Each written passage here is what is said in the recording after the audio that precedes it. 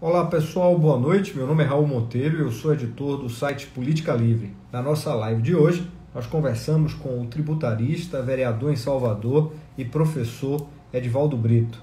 O vereador Edivaldo Brito é uma figura conhecida de todas, bastante respeitado na política municipal e vamos ver se a gente conversa aqui um pouco com ele hoje sobre exatamente a política em Salvador, a sucessão municipal, a situação da Câmara, a postura da Prefeitura no enfrentamento da pandemia aqui, junto com a Câmara.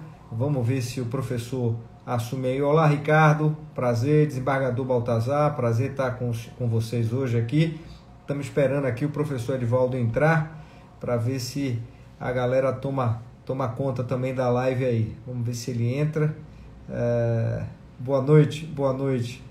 A pré-candidata Eleusa Coronel, prazer grande. Pronto, professor Edivaldo aqui. Vamos ver se a gente consegue. Olá, professor, vou pedir para o senhor participar da nossa live agora.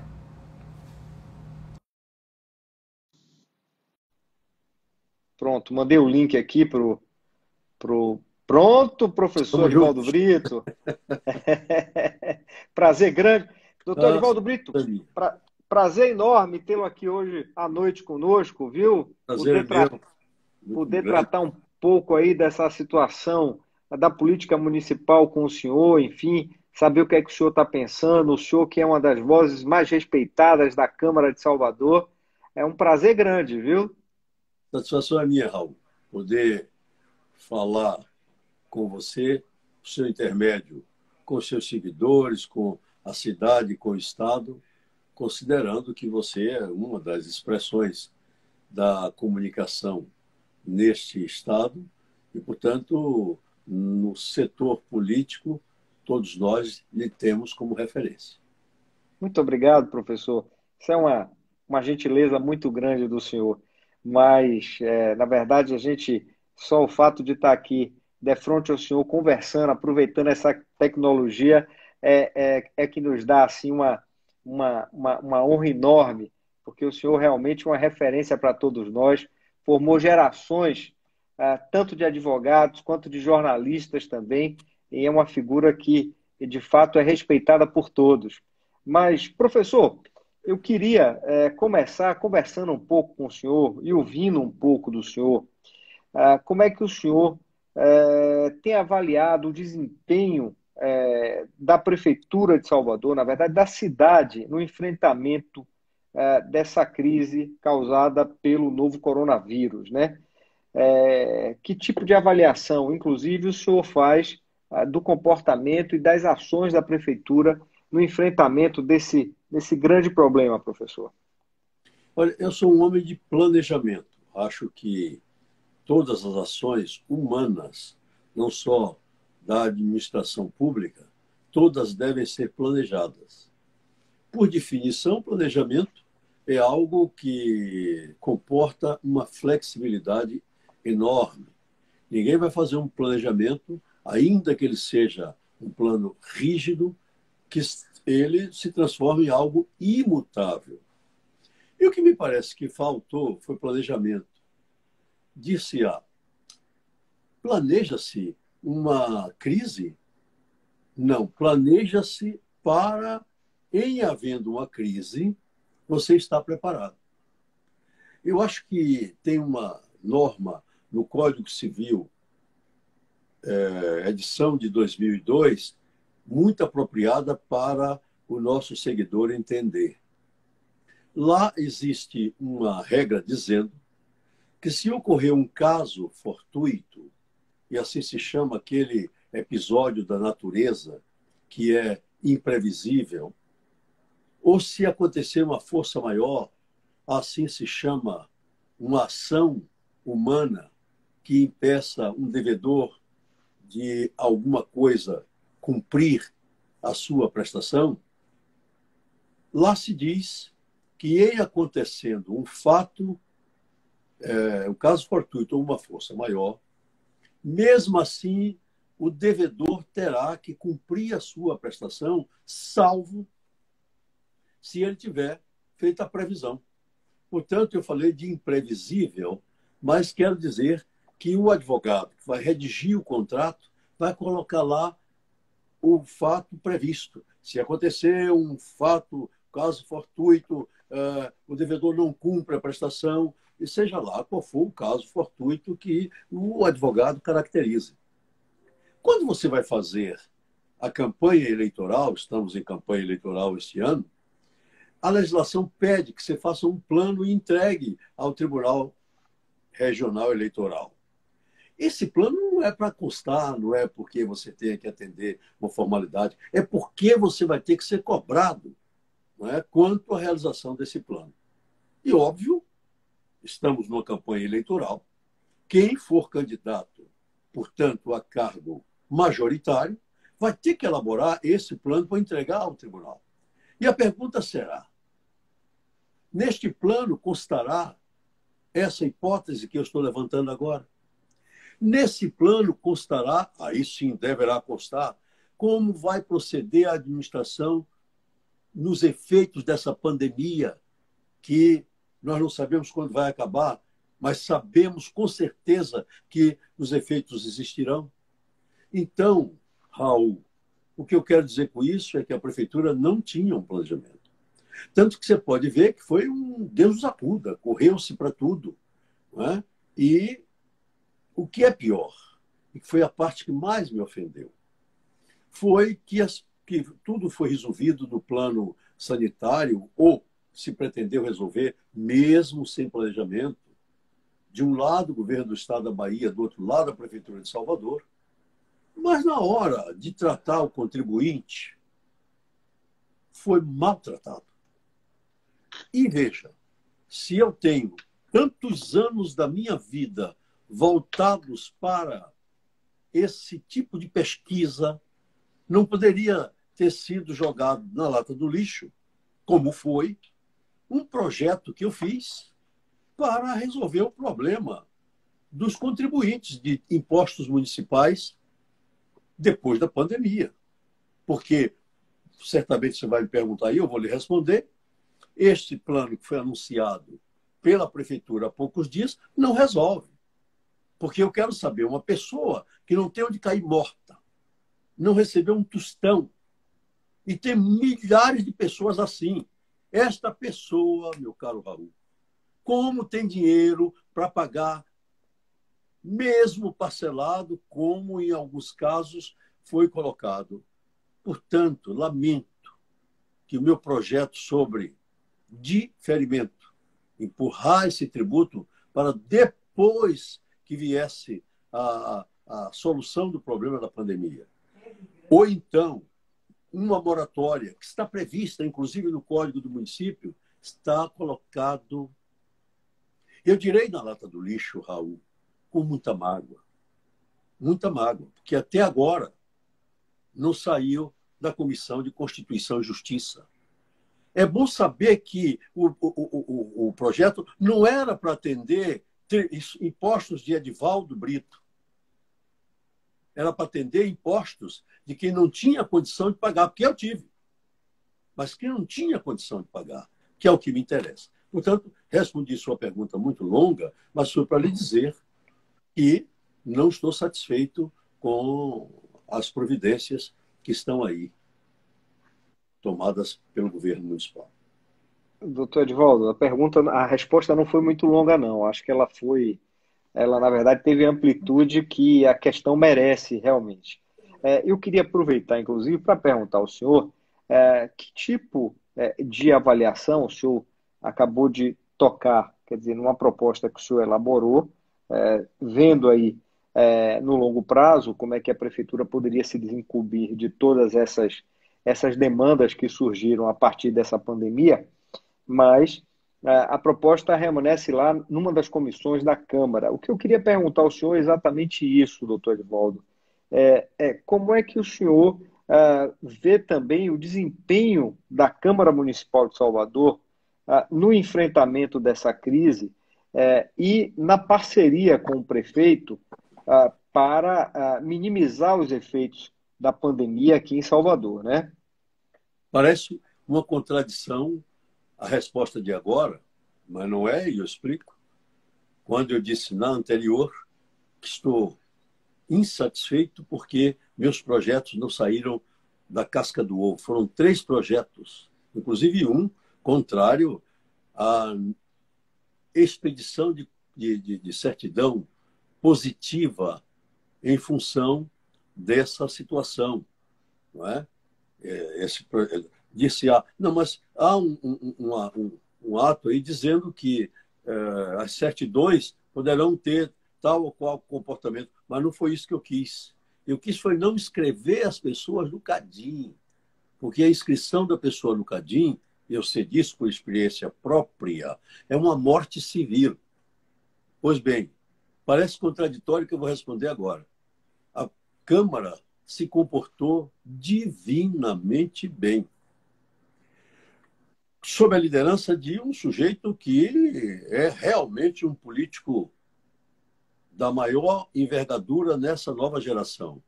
Eu me refiro ao vereador Geraldo Júnior, que é o presidente da Câmara.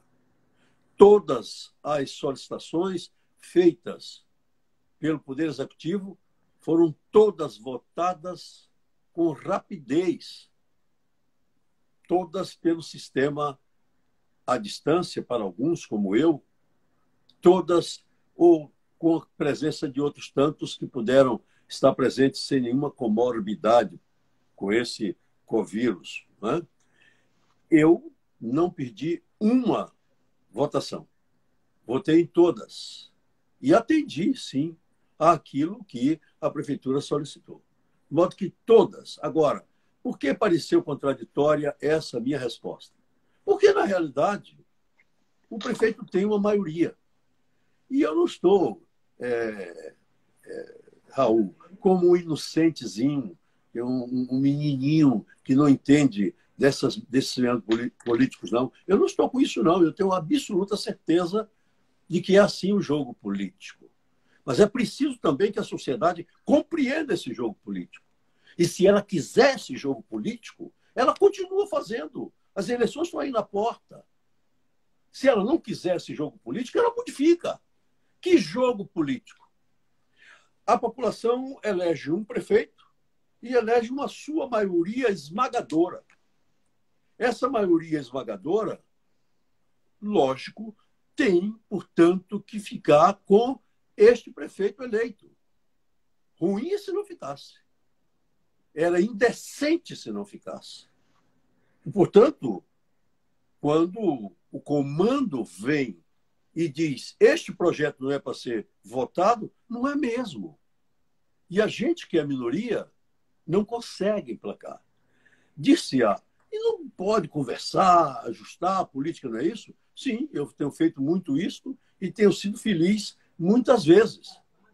Mas, dessa vez, porque tinha outros interesses do ponto de vista gerencial, não consegui emplacar o projeto. E não tinha nenhuma conotação política pessoal, política partidária, política ideológica. Isso aqui irrita. Era para a população. E a população, então, deveria ter se movimentado, Raul, porque foi dada uma grande divulgação dos projetos. Eu próprio, pelas minhas redes, falei várias vezes por programas de rádio, entrevistas que dei, mas a população não se movimentou. E agora vai ver qual é o resultado de não se ter movimentado. Qual seja, muitos não vão poder pagar, Raul, e a prefeitura, por força de um dispositivo da Constituição e do Código Tributário Nacional, vai ser obrigada a executar. E a execução em que consiste? Submeter um bem da pessoa em constrição logo de saída. Impedir que essa pessoa tenha possibilidade de conseguir crédito, isso, aquilo, outro. Pagar advogado. Portanto, despesa para quem dormiu durante todo esse tempo e não apoiou, não é? Essas reivindicações que são justas. Eu não estou falando mal do Poder Executivo, nem do chefe do Poder Executivo, nem dos meus colegas da Câmara. Eu estou dizendo que eles têm um projeto político. Eles têm uma arrumação política. E eu, não estando nessa arrumação política, não consegui emplacar esses projetos em benefício da população. Vereador, o senhor se refere aí à necessária governabilidade, né?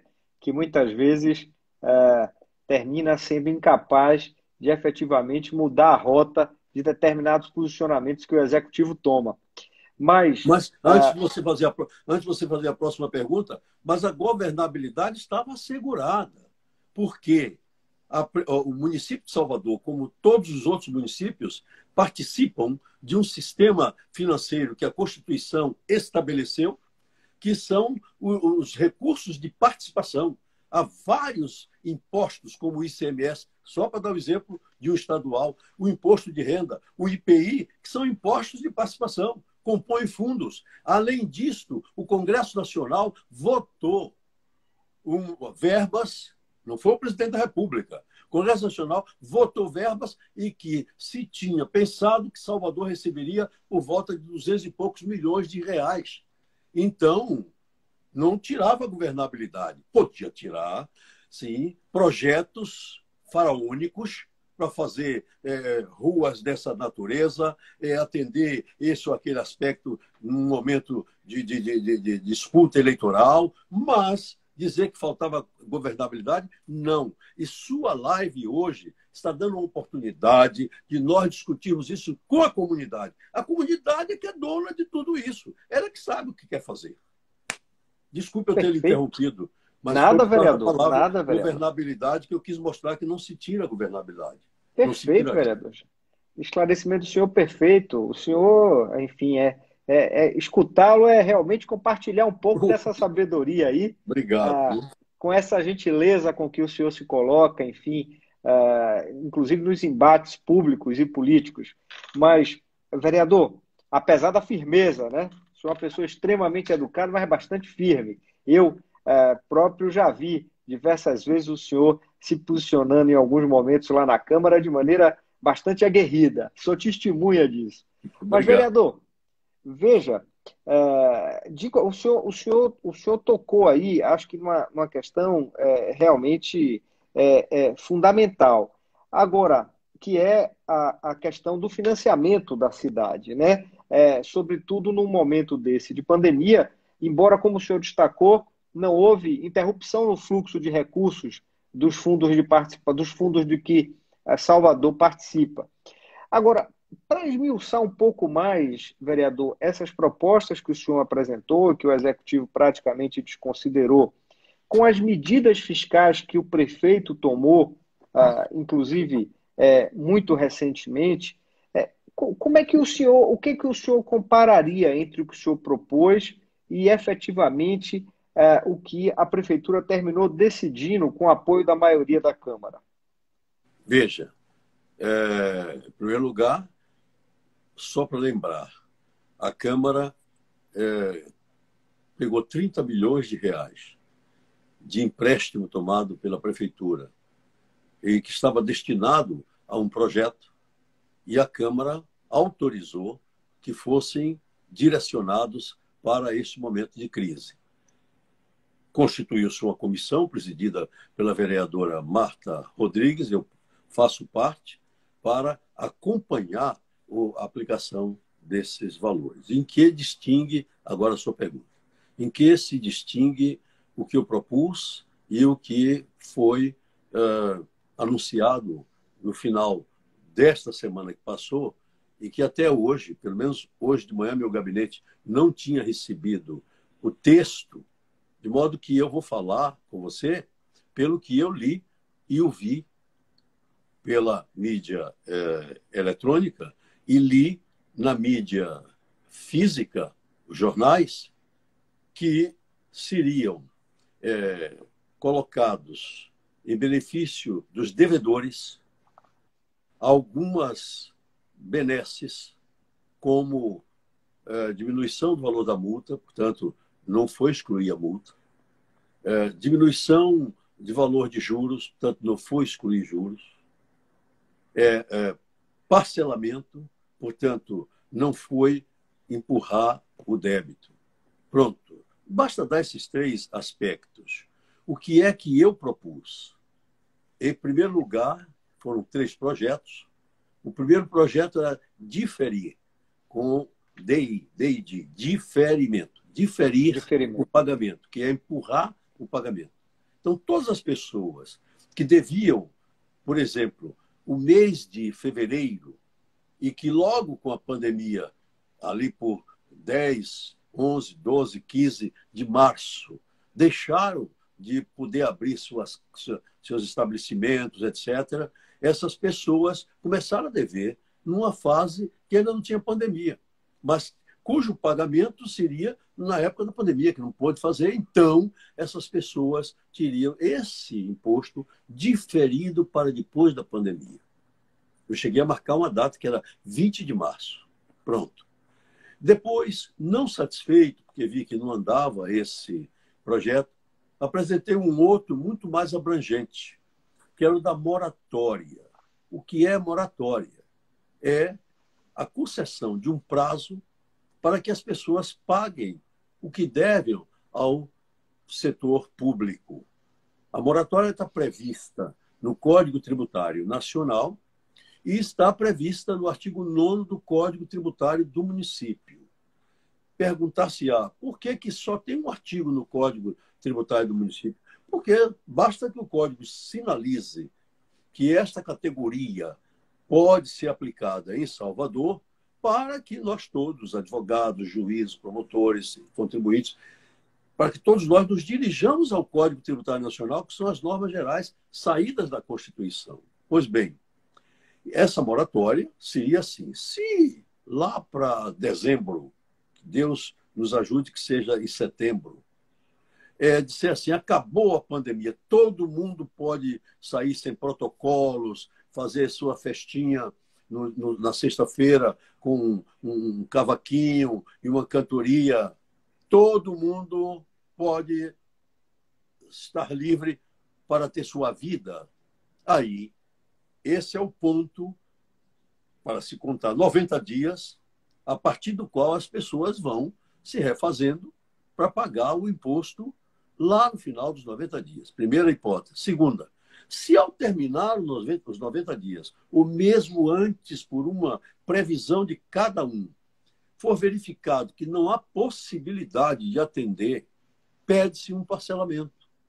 E há um parágrafo do artigo 145 da Constituição, parágrafo 1º da Constituição Federal, que diz que qualquer pessoa tem que ser cobrada na linha da sua capacidade de pagar, veja bem, Raul, de modo a não sacrificar a sua vida com dignidade humana.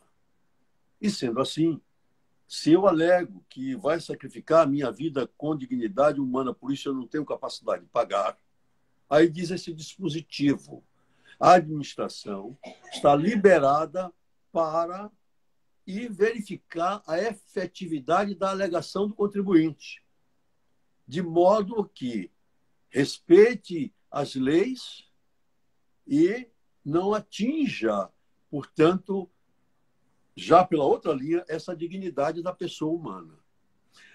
Ora, se meu projeto era assim, eu estava dando uma folga às pessoas.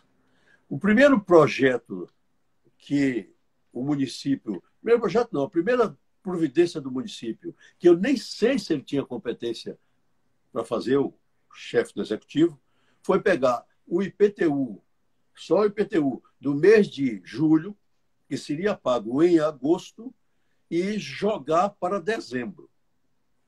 Se chegar em dezembro e não tiver com o que pagar, Raul, perceba bem, meu irmãozinho, eu conheço professoras que são autônomas e que não ganharam um tostão, que foram até para a fila da Caixa Econômica para poder receber os R$ 600.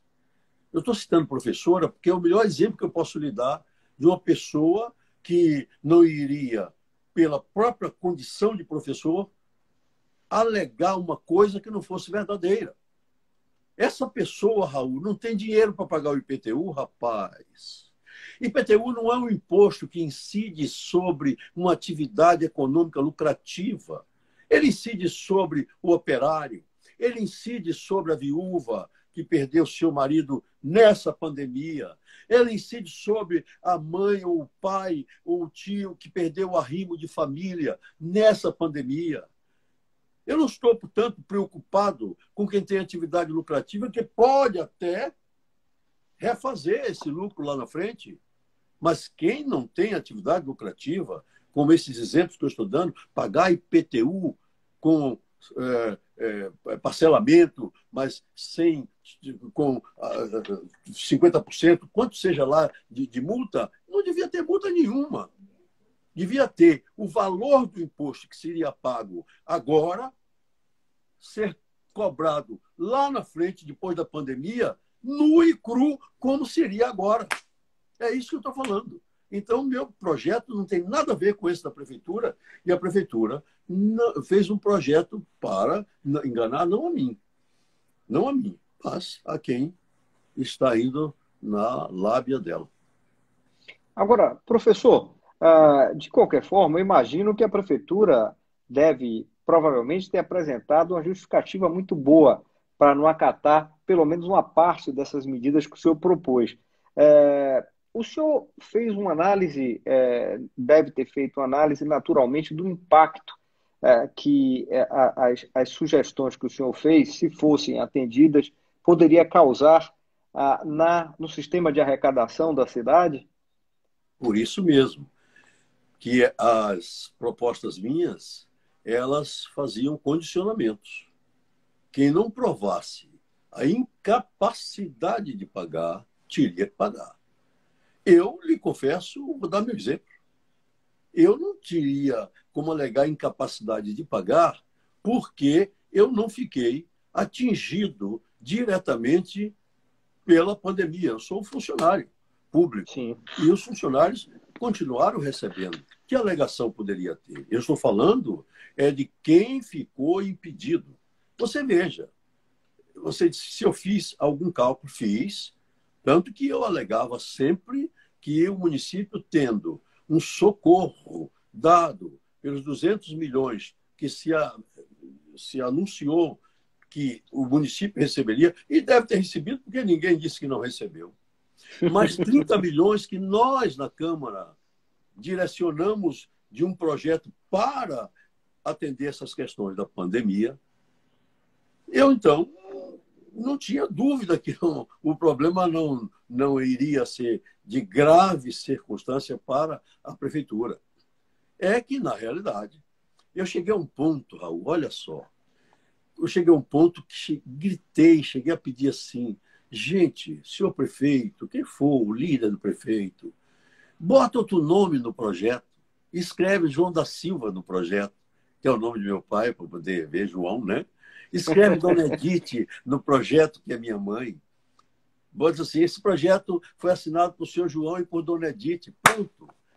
Eu só não quero é que isso deixe de ser votado. Chama o povo da bancada do prefeito, manda assinar. Se a questão é essa de vaidade, o diabo que carregue. Eu já estou numa idade, Raul, que não preciso mais de ter vaidades. Eu não fui para a Câmara fazer a minha história. Toda a Bahia sabe que minha história estava pronta quando eu entrei na Câmara. Eu só não posso, na Câmara, disservir aos fatos passados. Porque agora, Raul, eu não tenho mais como refazer uma biografia se eu errar. E, portanto, lá na Câmara eu procuro acertar em nome de uma vida que até agora foi tida como uma vida certinha. Por essa razão é que eu fiquei triste. E veja, eu cheguei a fazer um acordo, Raul, porque eu quero mostrar que em política se faz acordos. Eu cheguei a fazer um acordo, falei por telefone, porque eu já estava em quarentena, né, com o presidente da Comissão de Constituição e Justiça, o vereador Alexandre Aleluia.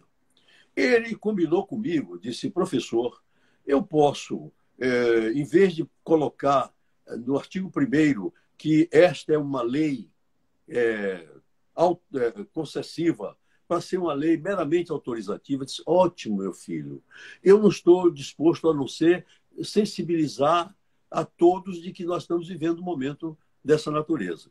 E aí Alexandre Aleluia assim procedeu, ficou não sei quantas semanas andando para lá e para cá, quando o presidente Geraldo Júnior, numa sessão, chama a atenção e diz: olha, nós vamos votar o projeto do professor Edivaldo Brito. Chamou o Aleluia, ele deu o parecer verbal da tribuna, dentro dessa coisa que tinha combinado comigo, transformar em autorizativo, quer dizer, autorizar o executivo. Veja como eu estava aberto. Aí, o líder do governo, o líder do prefeito, levanta e pede a um vereador, por sinal, um vereador da minha afeição pessoal, uma pessoa que trabalhou comigo há 10 anos atrás, quando eu era o vice-prefeito e comandava várias ações da prefeitura, até quando o prefeito João Henrique me tirou tudo, mas enquanto ele deu, eu fui pessoa, comandei o carnaval e tal. Pois esse vereador foi o que levantou para dizer simplesmente que a bancada não votaria aquele projeto, porque aí inventou lá um fundamento completamente estapafúrdio, inexistente, e a bancada foi toda contrária ao projeto. Portanto, você está vendo que eu estou contando episódios que são comprováveis, porque estão ainda na Câmara as gravações dessas sessões, viu? E eu tive um comportamento posteriormente muito zangado em relação a essas pessoas, ao líder do governo e a esse vereador, porque eu achei que era uma desconsideração. Perfeito, doutor Edivaldo. A gente vê, inclusive, que o senhor inclusive mantém esse desencanto, né, pelo resultado do encaminhamento feito entre Prefeitura e Câmara para resolver essa questão realmente aí da pandemia que afetou, eu acredito que mais da metade da população de Salvador, quer dizer, muito mais do que isso, porque que é uma população realmente subjugada por essa imensa desigualdade que a gente sabe que existe, né? Então, de fato, eu queria até elogiar esse comportamento do senhor, também não esperava diferente, mas a preocupação, sobretudo, com aqueles que mais precisam, né? Com os mais vulneráveis, as pessoas que efetivamente estão enfrentando ainda todos os desafios que essa doença provoca. Agora, vereador... Eu prometo que não vou lhe impedir mais de perguntar. Eu só vou dizer mais uma coisa. É que você me provoca, eu vou dizendo.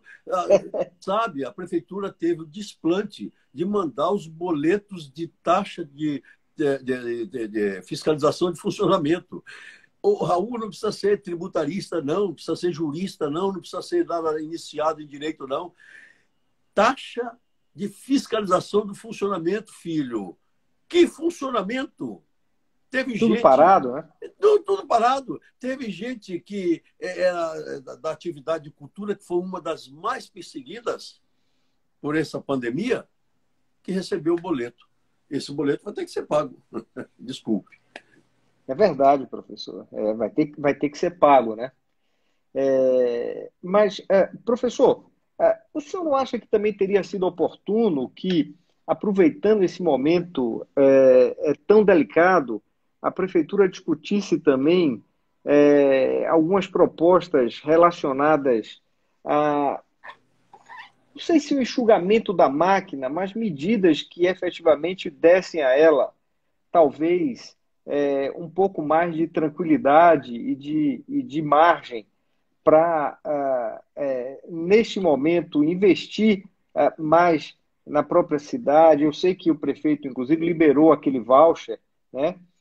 Nesse sentido, ele foi até pioneiro. Parece que não existem iniciativas semelhantes em outras prefeituras. Mas o senhor não acha que essa pandemia, que ainda não terminou, como o senhor disse, a gente não sabe quando isso vai acabar, ela não traz essa necessidade de os gestores municipais discutirem o que fazer com a cidade realmente, como melhorar a sua gestão? Tranquilamente. E se for dependendo dessa Câmara que está aí, ele não precisa ter dúvida de que ela vai ajudar.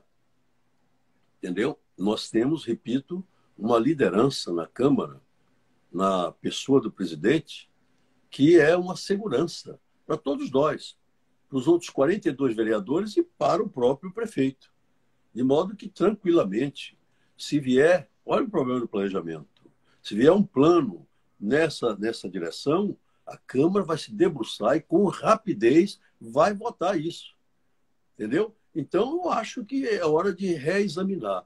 Agora, você toca numa coisa que é importantíssima para a campanha eleitoral.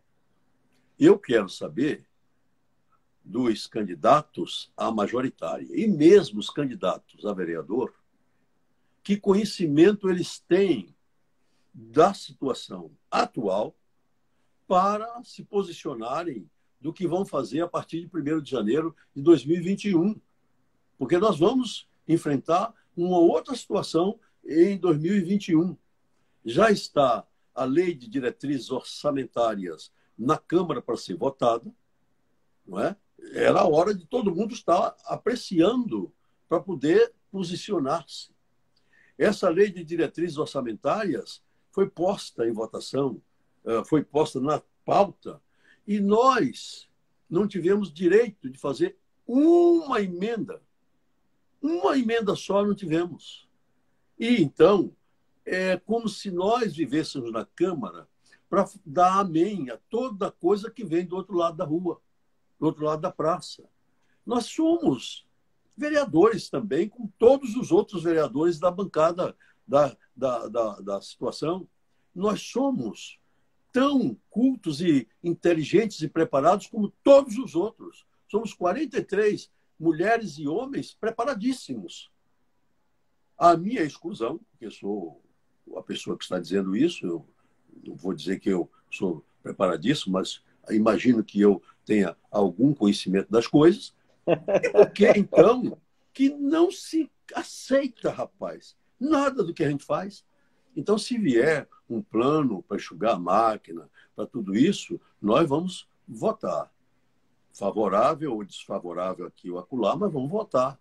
E, portanto, eu estou conclamando os candidatos a vereador e a cabeça de chapa a se posicionarem.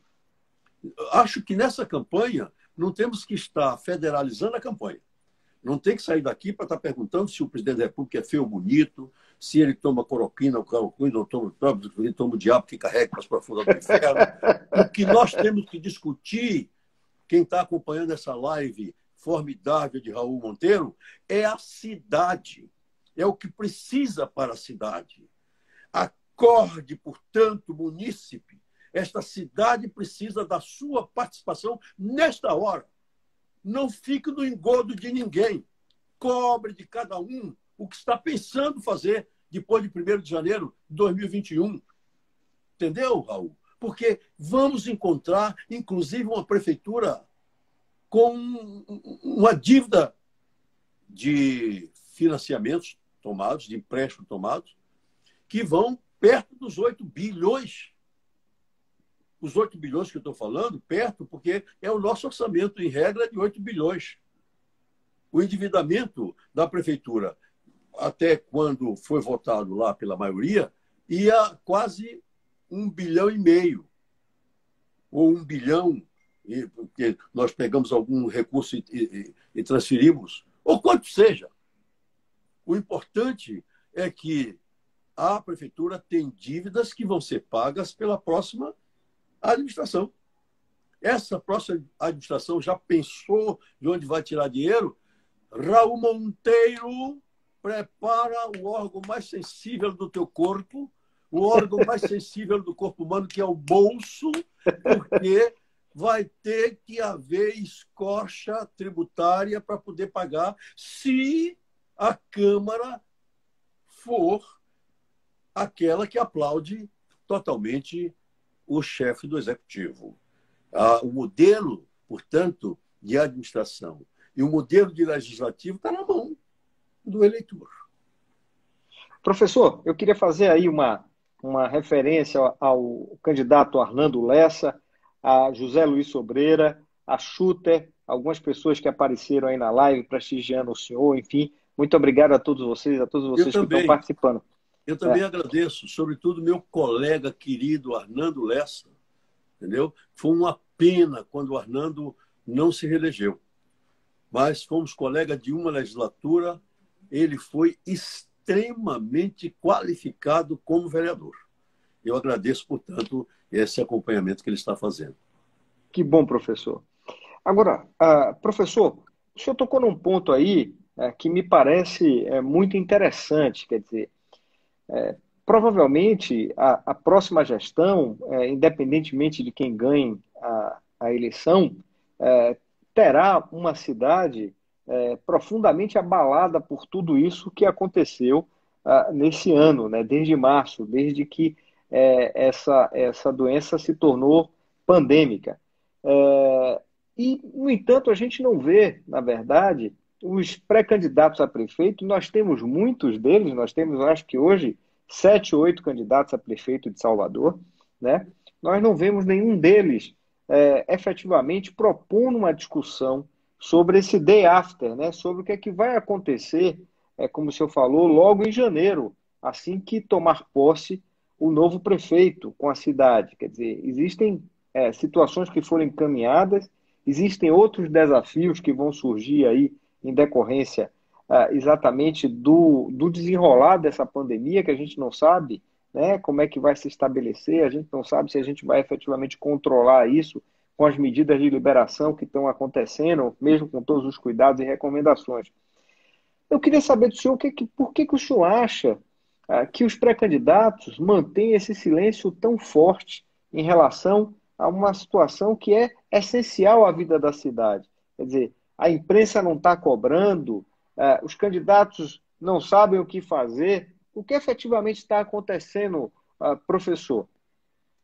Eu lhe direi que eu posso responder pela candidata do meu partido. Nós temos uma pré-candidata, que é Eleusa Coronel. Nós já fizemos uma live conjunta, ela, o senador Coronel, o senador Otto Alencar. Fizemos uma live, depois soube que teve uma outra live com o deputado federal Antônio Brito, que é do PSD, na busca de um enriquecimento de como elaborarmos o programa e tratarmos essas coisas. Eu sei que é necessário esse debate e louvo o interesse da nossa candidata, porque lá em 2008, Raul, eu elaborei o projeto, o plano da segunda administração de João Henrique.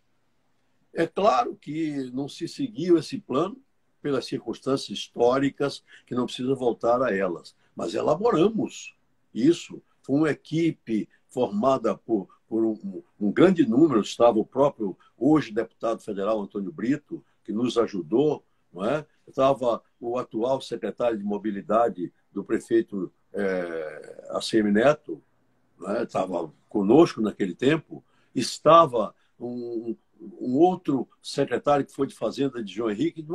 Nós levamos dias e dias fazendo esse plano. Eu aconselho a esses candidatos que, em vez de estarem discutindo o sexo dos anjos, comecem a dizer essas coisas. Eu acho que a discussão, como eu disse a você, não será federalizada. E quem tentar federalizar vai perder o bonde da Lapinha, porque tem que cuidar do que será feito pela cidade. E a cidade tem muita coisa para fazer. E eu chamei a atenção, já a essa altura do endividamento, porque quando eu falava disso e falo, Raul, aí as autoridades financeiras do município dizem assim, mas nós temos capacidade de tomar empréstimo. Se tem capacidade de tomar empréstimo, a pergunta é se tem capacidade de pagar? Sim. Porque esse é que é o problema, né? Tem capacidade de pagar? Porque quando o João Henrique deixou a prefeitura, o município estava sem capacidade de pagar. E aí teve que se virar o atual prefeito lá atrás, há 8 anos atrás, para recuperar. Então, como dinheiro não sai da cabeça de Minerva, a deusa da sabedoria, sai do seu bolso, que eu já nesse instante mandei que você prepare esse bolso aí para poder pagar. Então, as pessoas têm que saber como essa discussão vai ser colocada. Garanto que a minha candidata além de já ter começado isso numa live da qual eu próprio participei, ela não pode, tendo o presidente do diretório municipal, que sou eu, pré-candidato à reeleição, ela não pode se esquivar dessa discussão, porque eu próprio cobraria se ela se esquivasse. Professor, foi bom aí que o senhor tocou nessa questão, né, das candidaturas, eu acompanhei, inclusive, porque eu tenho uma pergunta, um questionamento para o senhor, exatamente, tenho algumas, né, mas uma, pelo menos, inicial, sobre essa sucessão. O senhor chegou a aventar a possibilidade até de concorrer, ou de, pelo menos, submeter o nome do senhor à apreciação do partido para discutir a eventualidade da escolha para candidato. O senhor desistiu de concorrer por quê, professor? Não, eu não desisti de concorrer. É que um partido tem valores, não é? Muitos, e o nosso não fica atrás dos outros. E como temos também um comportamento que é de conciliação dos interesses partidários, achamos que o melhor caminho era colocar a pré-candidata que já se apresentou e os outros recuamos. Recuou o deputado federal Antônio Brito, recuei eu, né? E no meu caso, Raul, eu iria para honrar a minha legenda, porque a minha preferência é realmente a Câmara de Vereadores. Você não pode imaginar, com as dificuldades todas que eu aqui revelei, como é importante ter uma voz dentro da Câmara para se somar às outras 42 vozes e, portanto, chegarmos a um denominador comum. Eu posso lhe dizer que qualquer dos meus colegas, não é necessário, é essencial à Câmara, não tenho dúvida. O jogo político, a gente se ofende, mas ele também é essencial, não é? A unanimidade é burra. O pluralismo político é um dos princípios da federação e da república.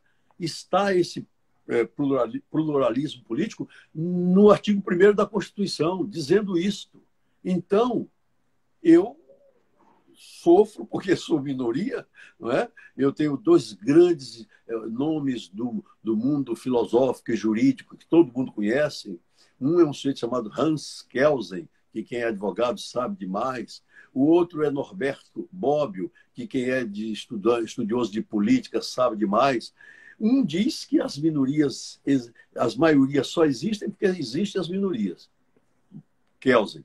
E o outro, Bob, diz uma coisa linda. Diz assim, as maiorias têm que tratar bem as minorias para que um dia essas minorias sejam maioria. E é mesmo, porque nesse jogo que nós vamos entrar no dia 15 de novembro, ninguém sabe quem vai ser eleito. Tem gente aí que já diz assim, eu estou eleito, vai ser eleito o candidato de não sei quem, de Beltrano, que vai ser eleito quem o povo quiser. Entendeu? E o povo querendo, tudo bem. Nós vamos seguir essa diretriz que o povo quer. Portanto, eu prefiro ser vereador. Acho que verear, que é um verbo até já um pouco fora dos dicionários, você pouco encontra o significado de verear, sim, sim. Né? Mas está numa obra bonita de Afonso Rui de Souza, um grande historiador que eu conheci, foi meu colega na Universidade Federal da Bahia, e ele traz este verbo verear. Verear significa olhar a cidade, ver o que se precisa na cidade para poder levar essas reivindicações para a solução de quem possa dar. Então, vereador é uma coisa importantíssima, porque o deputado não mora aqui, se morar não tem esse compromisso com a municipalidade, o senador não tem, o governador do estado mora aqui, mas também podia não ter, mas o vereador tem. Acho que vereia... Mas excelente, professor. Boa essa informação, é engraçado. Eu não sabia também da origem da palavra vereador e nunca tinha me atentado até para descobrir o significado da palavra vereador. Aí, olha, conversando com o senhor, a gente termina tomando conhecimento do que é que significa isso. Mas, Professor, é um luxo para a cidade de Salvador saber que o senhor vai redisputar, vai concorrer à reeleição para a Câmara de Vereadores. Quer dizer, tê-lo lá realmente é algo que honra a toda a cidade. Acho que isso, ninguém tem dúvidas da importância de uma figura brilhante, enfim, comprometida com a cidade como o senhor na Câmara de Vereadores, vereador. Mas tem uma discussão também que está acontecendo com muita intensidade agora, vereador, que está relacionada exatamente às eleições nesse ambiente de pandemia. E ela aponta para a perspectiva de a gente enfrentar aí talvez a maior abstenção de todos os tempos, porque as pessoas, uma parte das pessoas vai realmente evitar talvez a urna, e o senhor sabe que a multa é muito pequena, uma parte das pessoas já está numa faixa de idade que até recomenda esse afastamento, e a outra parte pode não ir também por receio ou aproveitar essa situação para driblar a lei. Como é que o senhor está vendo essa possibilidade de nós realmente registrarmos no país um nível de abstenção muito grande que possa, inclusive, comprometer aí a representatividade dos executivos e legislativos eleitos, né? E também queria saber do senhor se o senhor não acha que a gente já deveria estar, inclusive, encampando, pelo menos a Justiça Eleitoral, algum tipo de discurso ou de campanha mesmo, defendendo a importância das pessoas tomando os cuidados devidos, irem até as urnas, né? Eu direi que preciso de você e das pessoas que têm a sua responsabilidade. Nós não vamos chegar a lugar nenhum nessa democracia se a mídia, em todas as suas manifestações, não se posicionar para esclarecer a esse eleitorado de que o único prejudicado é ele. Porque, Raul, você está vendo agora que quem não gostava de política, quem não gosta de política, se enredou na política. Não tem como sair. É a política que tem, portanto, condão de decidir, de deliberar, de mandar ficar em casa, não saia, de aplicar multa e tal. Esse modelo é o modelo que se quer.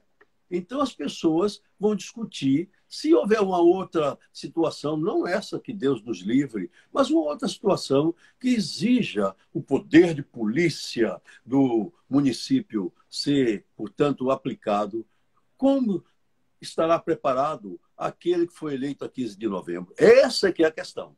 Agora, eu não vou votar, não tem importância, porque voto em branco não tem importância nenhuma, voto nulo não tem importância nenhuma, os votos vão ser contados, e dessa vez é preciso que o eleitorado saiba que não tem coligação. Se votar em Raul Monteiro, é Raul Monteiro que vai ser eleito.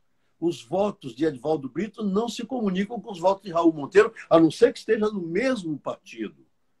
Vamos precisar de 30 mil votos no quociente, e nesses 30 mil votos, vai quem tiver mais farinha no saco.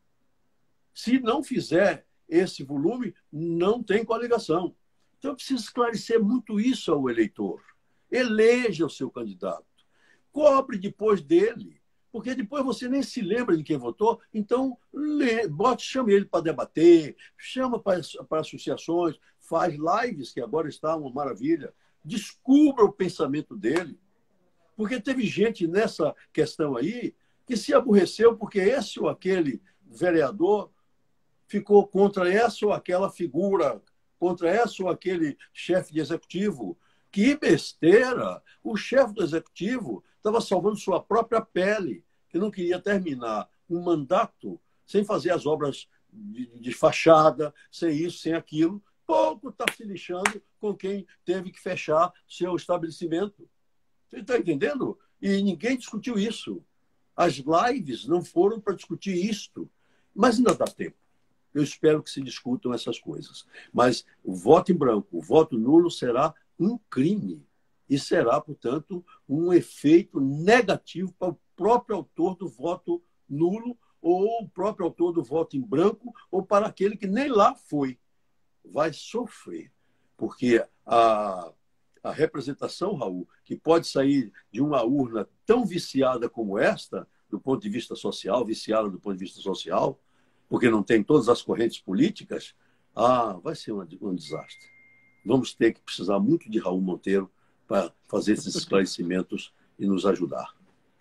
Professor, muito bom o senhor ter tocado aí nesse ponto, porque, de fato, esse caminho da polarização que a política tomou no Brasil, que parece também ser um fenômeno aí mundial, ele realmente impede que as pessoas discutam ideias, né? Elas passam a discutir pessoas e, efetivamente, nós precisamos sair desse impasse em que o país foi jogado para que a gente possa ver realmente as questões com mais clareza. Professor, nós estamos chegando ao final da nossa live, infelizmente. Eu ficaria mais uma hora aqui com o senhor. Passou aí, o senhor é uma figura formidável que merece a admiração de todos nós. Obrigado, torço Raul. profundamente para que o senhor se eleja exatamente por conta das ideias que o senhor representa, né, pela figura emblemática que o senhor é na história política da Bahia, né? Todos nós sabemos aí os papéis todos que o senhor desempenhou. E queria dizer ao senhor que nossa live está chegando ao fim. Queria pedir ao senhor que fizesse uma despedida. Nós vamos ver se retomamos aí. A campanha realmente se estendeu por conta dessa pandemia. Acho que a gente vai poder retomar aqui esse contato aí com o senhor, que é sempre enriquecedor até o momento da eleição. Viu? Eu vou gostar, Raul, que se eu tiver outra oportunidade, sim. E quero agradecer a você, essa de agora, agradecer a quem nos acompanhou nessa live, fazer um apelo, chegar mesmo a implorar, a partir de você e de todos os homens com a sua responsabilidade midiática, que esclareça esse eleitorado que a única vítima de ele se omitir é ele. Porque quem foi eleito pode não ser aquele que ele esperava que fosse. E eu estou didaticamente esclarecendo as coisas do ponto de vista pedagógico também. Estou didaticamente, porque procuro explicar com muita clareza o esforço de ser claro e pedagogicamente, com uma vontade imensa de transmitir essas ideias como educação política para as pessoas. Todos os sábados eu tenho, às 11 horas da manhã, uma aula sobre tributação. É um curso popular que as pessoas podem ir para o meu Instagram, professor Edivaldo Brito, tudo junto, e nós vamos explicar o que é essa tributação, como a brincadeira que eu fiz e termino agora lhe dizendo, nosso bolso é o órgão mais sensível do nosso corpo. Professor, prazer imenso, viu, tê-lo aqui com a gente. Como eu disse, a gente vai retomar as nossas conversas. Gostaria que o senhor desse um abraço em Dona Reginalda, um abraço obrigado. nessa Ela está acompanhando, viu? Estou acompanhando, estou vendo aqui, agradeço, inclusive. Um grande abraço em Antônio Brito, que realmente tem feito uma diferença enorme também lá no parlamento. Foi e um prazer Brasília imenso. já está em Brasília agora. Ele me disse que está viajando com frequência, não parou nada, né? Mas, professor, prazer imenso, viu? De todo o coração. A gente precisa retomar essa conversa até a eleição. Vamos ver se a gente conversa mais umas duas, pelo menos umas 2 vezes, para que tanto eu quanto as pessoas que participem da live possam aí enriquecer ouvindo essas palavras tão ponderadas e tão sábias do senhor. Estou à sua disposição. Abraço em casa, viu? Um abraço, professor. Tá bom. Até logo, professor. Até logo. Tchau, obrigado, tchau. Viu? Tchau.